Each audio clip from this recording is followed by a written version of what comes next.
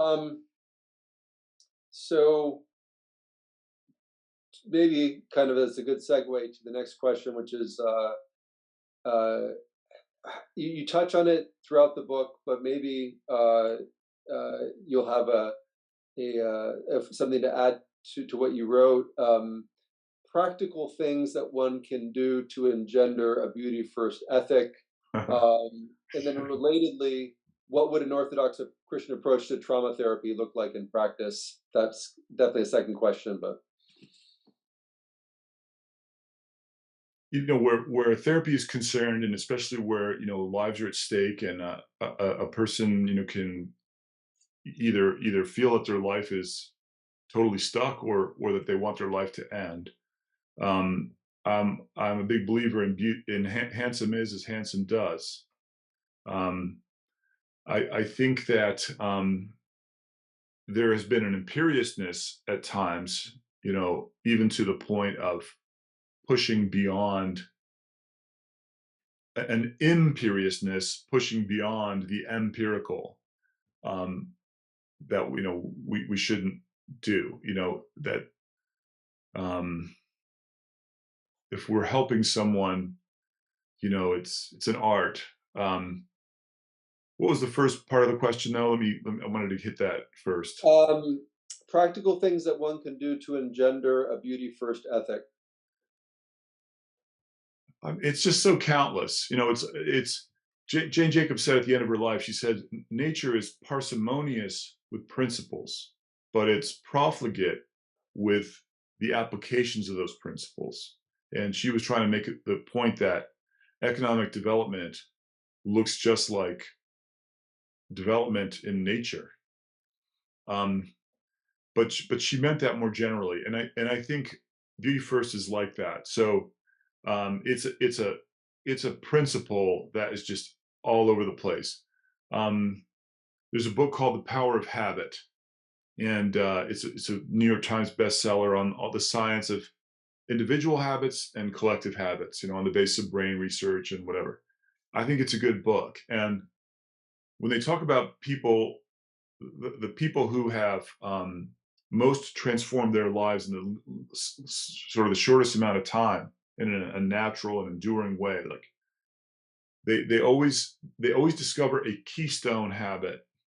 There's something that they start with a vision of where they some but things have to be different, let's say, and then they discover a small habit that's a key to that somehow also is beautiful to them, and that small keystone habit unleashes all the others, just unleashes all the others, right? Don't complain for one day, right? That will change every. Or cuss more, you'll be angry, you'll be much angrier person, and you'll confuse people around you, unless you're like in a military unit or something, then it's fine. But um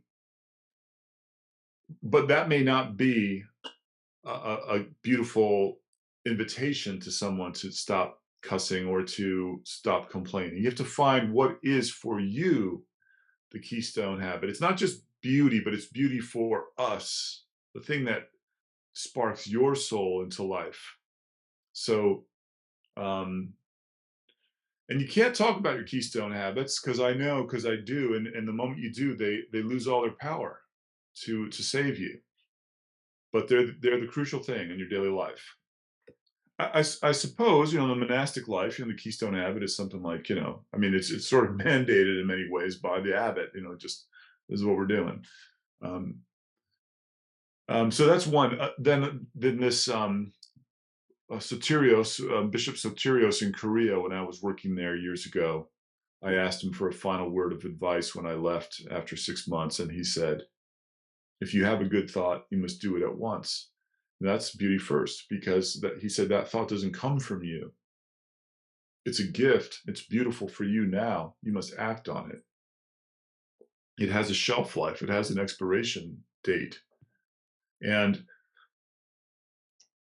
that's hard, because if you start doing that, those good thoughts start piling up, and they start in doing them gets, is at first, and as you mature more in Christ, another story. But you've got to, you can't throw those moments away.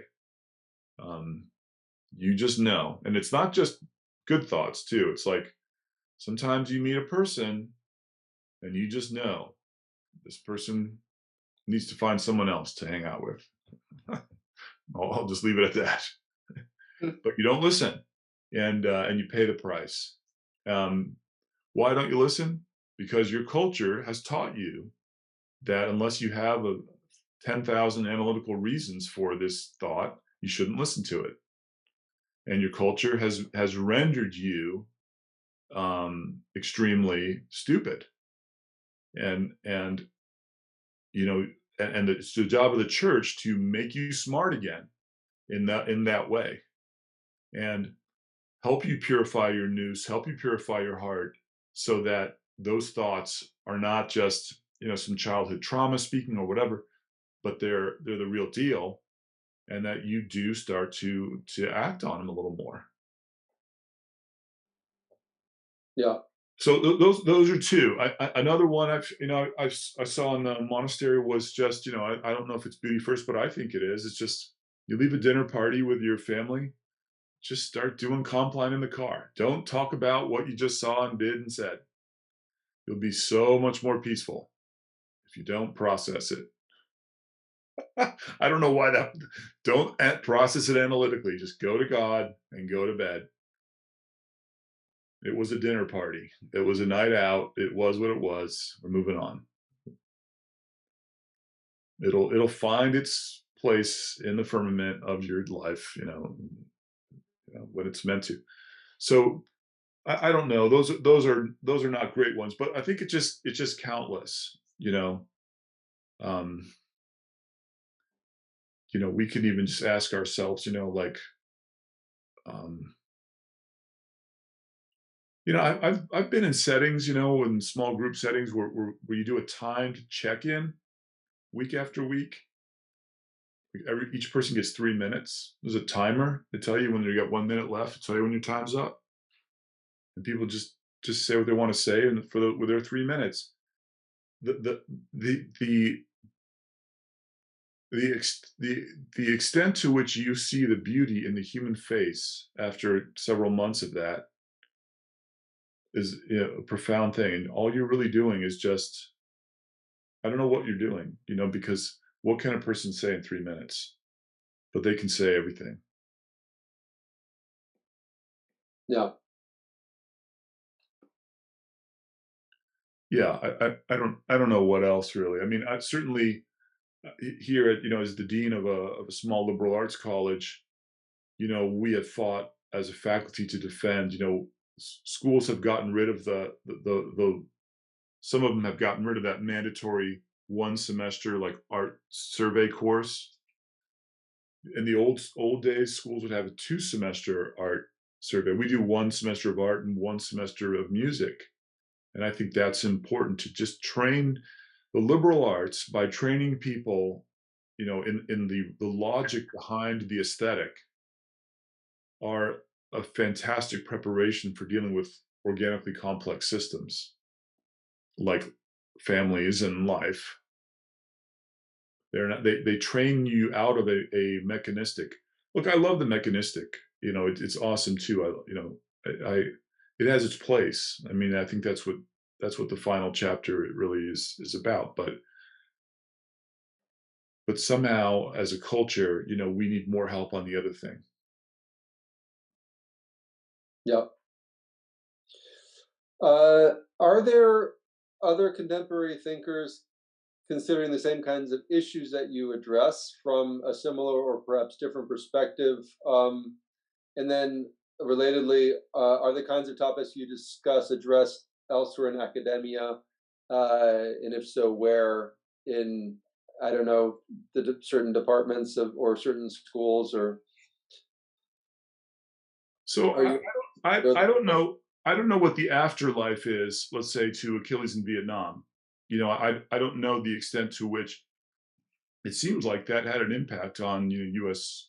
policy. With so I don't know. Um, but certainly now the concept of moral injury has come out, and more people are looking at that. Um, this is an Orthodox analog, certainly an analog to Orthodoxy. Um, um, Certainly in chapter 2, Martha Nussbaum, and the fragility of goodness and the role of hubris, and this kind of Plato versus Aristotle thing, the philosophers, well, not Plato versus Aristotle, but the philosophers versus the tragedians. And that garners ongoing thought.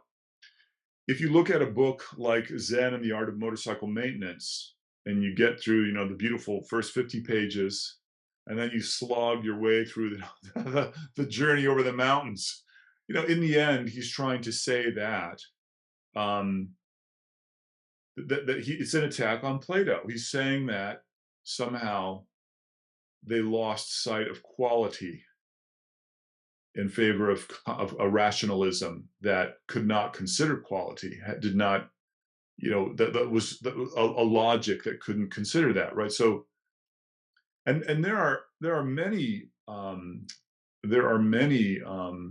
there have been many sort of essayists like that in the culture, sounding these alarms, but without the full language for it.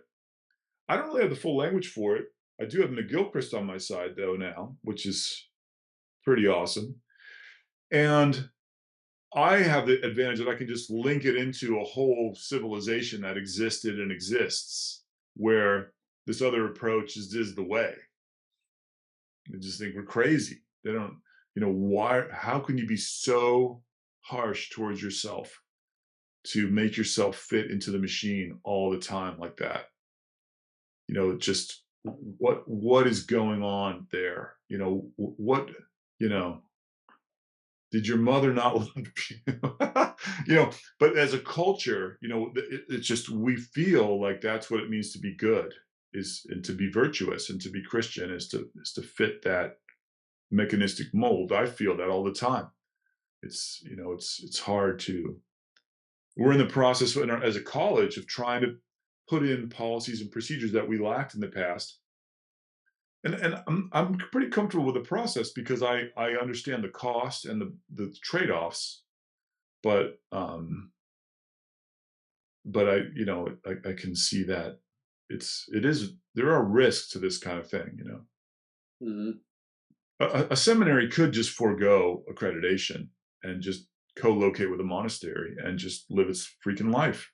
It doesn't have to, like, why does it need all that federal money? What's all that about? And it could do that. It's not a bad thing to do what we're doing, but that's not a bad thing either. It just is what it is. I'm glad we're doing what we're doing. It's right for us. But Yeah, I mean, is St. Herman's in Kodiak accredited? that's a good question. I I kind mean, of St. Tigon's wasn't accredited until like 10 years ago, or who cares? It's what's important, is that, we're trying. It's all good. I mean, you need both. You need both approaches. yeah.